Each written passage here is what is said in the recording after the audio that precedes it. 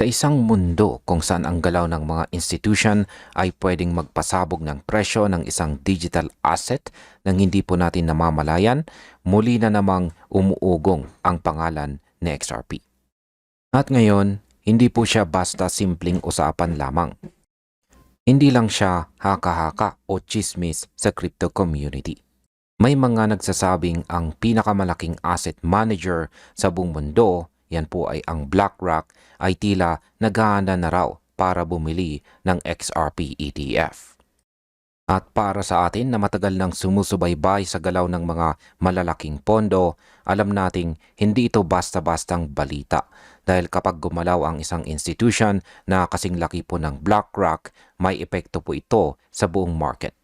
Ang tanong ay ano po ba ang ebidensya? May basihan ba ang hype?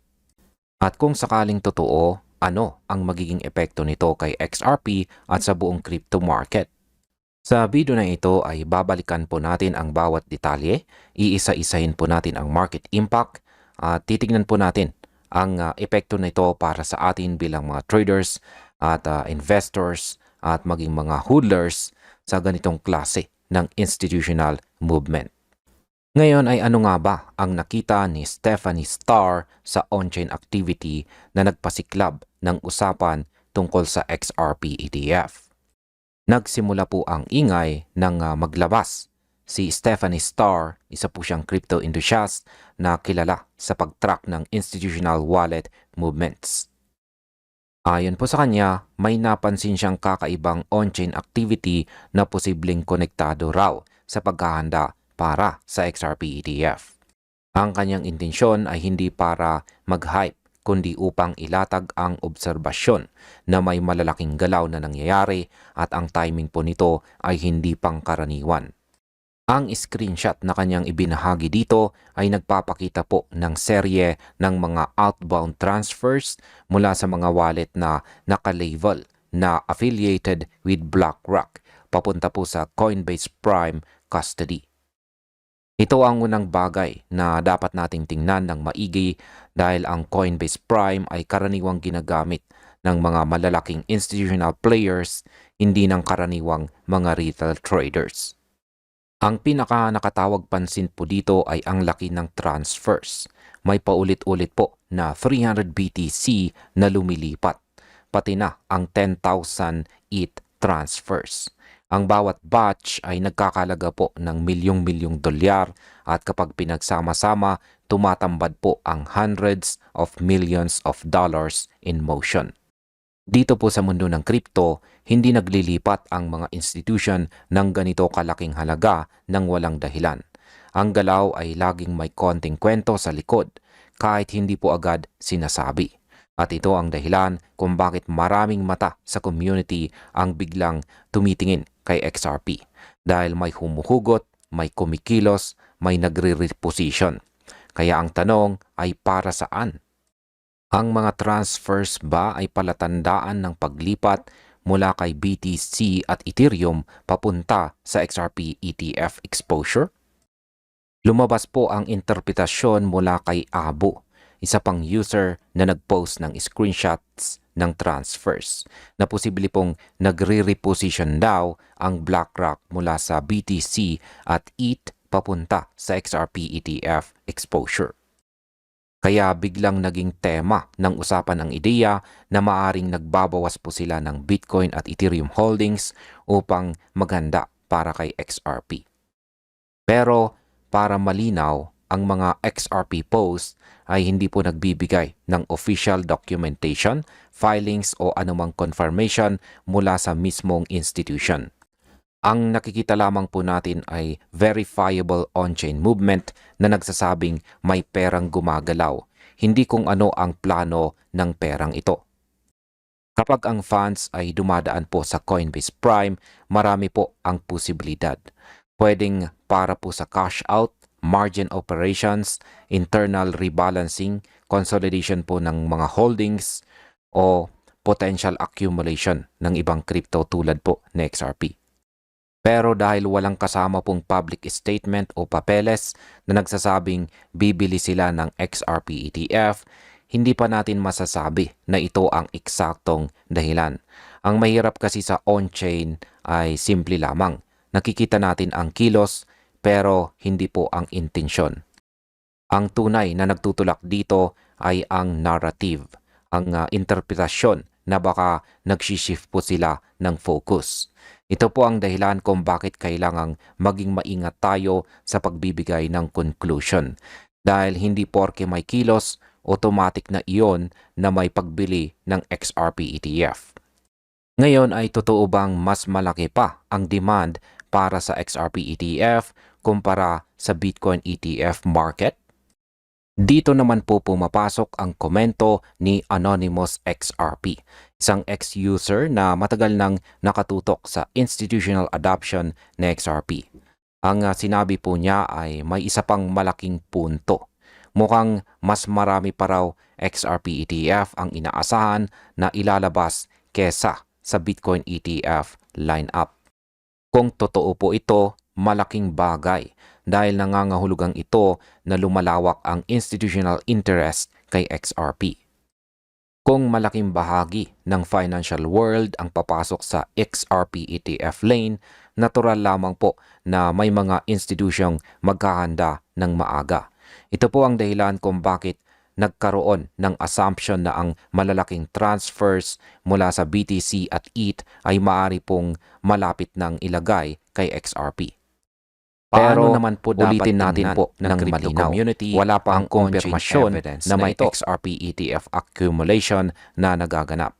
Ang meron lang ay pattern, potential alignment ng timing at malalaking galaw na nakakadagdag sa speculative interest ng community.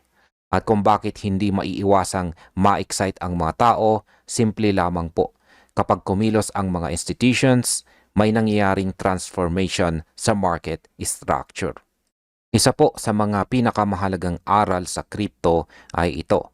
Kahit gaano po kalinaw ang on-chain movement, hindi nito ipinapakita ang buong kwento. Totoong dokumentado ang mga transfers. Totoong malaki ang halaga.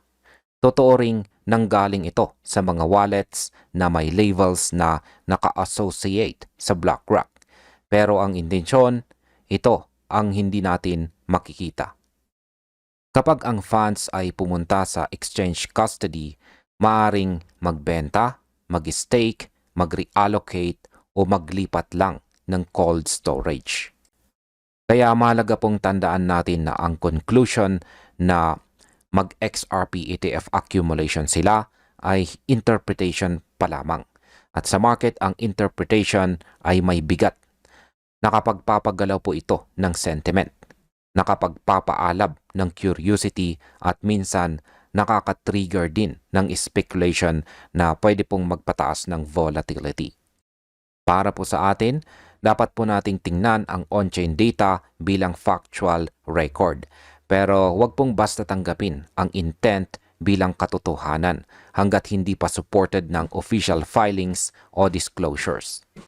Kung totoo ang preparasyon para sa mga XRP allocation papunta sa ang epekto nito sa market exposure, napakalaki po ng pwedeng maging impact nito. Una, tataas po ang liquidity.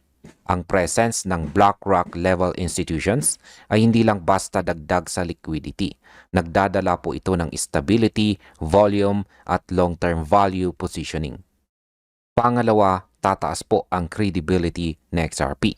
Ang narrative ni XRP bilang isang digital asset na pang-institution ay matagal nang isinusulat. Pero kapag pumasok po ang malalaking asset managers, ito ay nagiging reality, hindi lang vision. Pangatlo, may chance na ma-boost ang price discovery. Ibig sabihin, maaaring magsimulang umangat ang tunay na market value ng XRP dahil hindi lang retail at whales ang gumagalaw, pati structured capital ay pumapasok na. Para po sa atin bilang mga traders, investors at hodlers, ang ganitong klase ng liquidity shift ay may dalawang epekto. Pwede pong magbukas ng massive upside movement pero pwede ring mag-trigger ng short-term volatility. Kaya kailangan po nating maging alerto. At bilang panghuli ay ano naman ang aking masasabi tungkol dito? Ang pinakamasarap na tanong ay ito, hype lang ba ito o o may tunay na apoy sa ilalim ng usok. Base sa nakita nating ebidensya, malinaw na may malalaking galaw na nagaganap. Documented po ang transfers. Verifiable ang amounts, may pattern, may timing at may narrative na sumasabay sa pag-usad ng balita tungkol sa mga XRP ETF. Pero bilang isang crypto analyst, malinaw kong nakikita na wala pa tayong solid confirmation na nag-a-allocate na talaga sila para sa XRP ETF purchases. Ang meron pa lang ay posibilidad, signal at circumstantial alignment. Kailangan po nating hintayin ang official disclosures para masabi na ito ay talagang institutional accumulation. Gayunpaman, may isang bagay na hindi natin pwedeng baliwalain. Kung ganito po kalalaki ang galaw ng funds at kung nagpapatuloy ang interest sa XRP ETF lineup, may dahilan para manatiling mataas ang anticipation sa asset na ito. Sa XRP ay matagal ng parte ng narrative ng institutional crypto use case. At kung papasok ang mga higante, hindi ito mangyayari ng walang dahilan. Sa madaling sabi, hindi pa po tapos ang kwento. Hindi pa final ang decision. Pero ang simoy ng hangin, iba ang dala. At bilang mga crypto traders at long-term believers, responsibilidad po nating obserbahan, suriin at maging handa sa posibleng next major move sa market. At hanggang dito na lamang po tayo sa video na ito mga ka-crypto. Maraming salamat sa panonood.